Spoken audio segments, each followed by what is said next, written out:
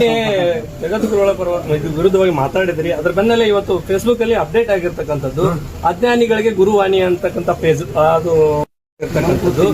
ಮಂಕುತಿಮ್ಮ ಅಧಿಕಾರ ಬಂದೈತೆ ಮಧ್ಯದಲ್ಲಿ ತಿರುಗಾಡಬೇಡ, ಅಧಿಕಾರ ಶಾಶ್ವತ ಅಲ್ಲ ಅಂತಕ್ಕಂಥ ಒಂದು ಪೋಸ್ಟ್ ವೈರಲ್ ಆಗಿರುತ್ತೆ. ಅಲ್ಲ, ಅವನಿಂದ ಕಲಿಬೇಕಾಗಿತ್ತು.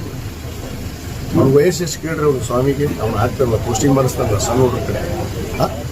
ಅವ್ನ ವಯಸ್ಸು ಎಷ್ಟು ಪ್ರಬುದ್ಧತೆ ಅವನಿಗೆ? ಈ ಚಿಲ್ಲರ ಬುದ್ಧಿ ಬಿಡಬೇಕು. ಫಸ್ಟ್ ಗುರು ಆದವನು ಚಿಲ್ಲರ ಅಲ್ಲ ಇರಬಾರ್ದು. ಭಕ್ತರನ್ನ ಸಮಾನವಾಗಿ ಕಾಣುವಂತ ಉಪಯೋಗಗಳಾಗಿ ಭಕ್ತರನ್ನು ಚೆನ್ನಾಗಿ ಕಾಣಕ್ಕೆ ಹೇಳಿ. ಯಾವ ಬಟ್ಟೆಯನ್ನು ನಾವು ಧರಿಸ್ತೀವಲ್ಲ, ನಾನು ನಿನ್ನೆ ಅದನ್ನೇ ಹೇಳಿದ್ದೀನಿ. ಆ ಬಟ್ಟೆಗೆ ಇದೇ ಹೌದಪ್ಪ, ನಾವು ಮಾಡಿದ್ವಿ ಕರೆ ಒಪ್ಪೋ. ಅಲ್ಲಿ ಬಿಜಾಪುರದಲ್ಲಿ ಇನ್ನೂ ಕಂಪ್ಲೇಂಟ್ ಬಾಕಿ ಐತಿ. ಅದು ಏನಾಗಿತ್ತು ಅದ್ರ ಬಗ್ಗೆ ಜನರಿಗೆ ಸಮಾಜಕ್ಕೆ ಉತ್ತರ ಕೊಡಂತ ಹೇಳಿ ಎಲ್ಲೋದ ಅಮ್ಮ ಯಾಕೆ ಕಂಪ್ಲೇಂಟ್ ಕೊಟ್ರು? ಅವ ಹೇಳ್ತಾನ 11 ಕೋಟಿ ಇದ್ದಿದ್ದು 3 ಕೋಟಿ ಡೀಲ್ ಬಂತ ಅಂತ ಅವ ಮಾತಾಡ್ತಾನ. ಇವ ನೋಡಿದ್ರೆ ಇಲ್ಲಿ ನಾಟಕ ಮಾಡ್ಕೊಂಡು ಅಲ್ಲಿ ಯಾವುದೋ ಒಂದು ಊರಾಗ ಕೂತಾನ. ನಾಟಕ ಯಾಕೆ ಬಿಟ್ರಿ? ಅದಕ್ಕೆ ಸಮಾಜಕ್ಕೆ ಉತ್ತರ ಫಸ್ಟ್ ಕೊಡ್ಲಿ, ಆಮೇಲೆ ಮಾತಾಡ್ತೀವಿ. ಇವನಿಗೆ ನನ್ನ ಬಗ್ಗೆ ಮಾತಾಡೋದು, ಅಧಿಕಾರದ ಬಗ್ಗೆ ಮಾತಾಡೋದು. ಈ ಯುವ ಬಂದ ಮ್ಯಾಗ ನಾವು ಅಧಿಕಾರ ಮಾಡಕತ್ತೀವ. ಕಳೆದ 50 ವರ್ಷ, ಇವನು ಇನ್ನೂ 48 ಆಗಿರ್ಬೇಕು ವಯಸ್ಸಿಗೆ. ಇವನು ಹುಟ್ಟಕ್ಕಿಂತ ಮುಂಚೆಗೆ ನಾವು ರಾಜಕಾರಣದಾಗಿದ್ದೀವಿ. ಅದು ಅವನಿಗೆ ತಿಳ್ಕೊಂಡಿಲ್ಲ. ನನಗೇನು ಬುದ್ಧಿ ಹೇಳುವಂಥದ್ದು ಅವನ ನಂತರ ಅವಶ್ಯಕತೆ ಇಲ್ಲ. ನಾನೇ ಸಾಕಷ್ಟು ಬುದ್ಧಿ ಹೇಳಿದ್ದೆ ಅವನಿಗೆ. ಸರಿ ಮಾಡ್ಕೋ, ಗುರುವಾಗಿ ಹೇಗಿರಬೇಕು, ಕಾವಿಗೆ ಸನ್ಯಾಸಿಯನ್ನು ವಹಿಸ್ಕೊಂಡವ್ರು ಹೇಗಿರಬೇಕು ಹಂಗೆ ಅರಿವಿಟ್ಕೊಂಡು ನಡಿ ಅಂತ ಹೇಳಿದ್ರೆ ನೆಡ್ಲಾರ್ದಕ್ಕೆ ಹೊರಗೆ ಹೋಗ್ಯಾನಂತ ಅವ್ನು ಮುಗಿದ ಕತಿ. ಅವ್ನು ಇನ್ಮ್ಯಾಗ ನಾ ಮಾತಾಡೋದು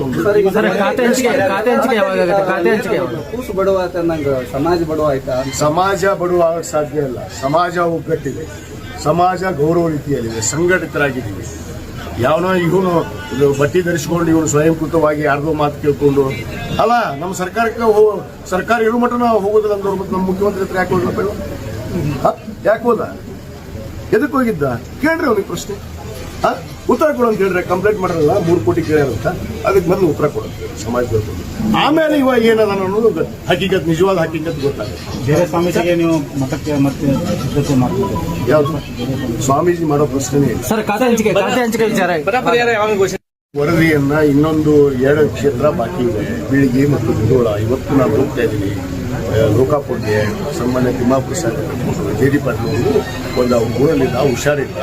ಅವ್ರು ಬಂದ ಮೇಲೆ ಅದೊಂದು ವಿಸಿಟ್ ಮಾಡಿ ಬಹುತೇಕ ನಾನು ಸೋಮವಾರ ವರದಿಯನ್ನು ನಾನು ಸರ್ಕಾರಕ್ಕೆ ಸಲ್ಲಿಸ್ತೀನಿ.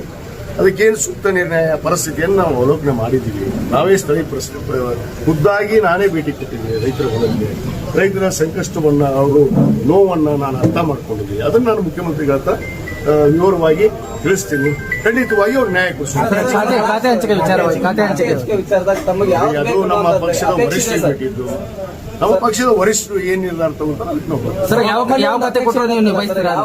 ಪಕ್ಷ ಬಹಳ ಐತಿ. ಮನುಷ್ಯನಿಗೆ ಆಸೆಗೆ ಏನಾದ್ರು ಲಿಮಿಟ್ ಐತಲ್ರಿ? ಕೊಟ್ಟಿದ್ರಲ್ಲಿ ಯಾವುದೇ ಕೊಟ್ಟರು ಕೂಡ ನಾನು ಸಂತೋಷವಾಗಿ ಸ್ವೀಕಾರ ಮಾಡಿ ಆಡಳಿತವನ್ನು ಮಾಡಿ ತೋರಿಸ್ತೇನೆ.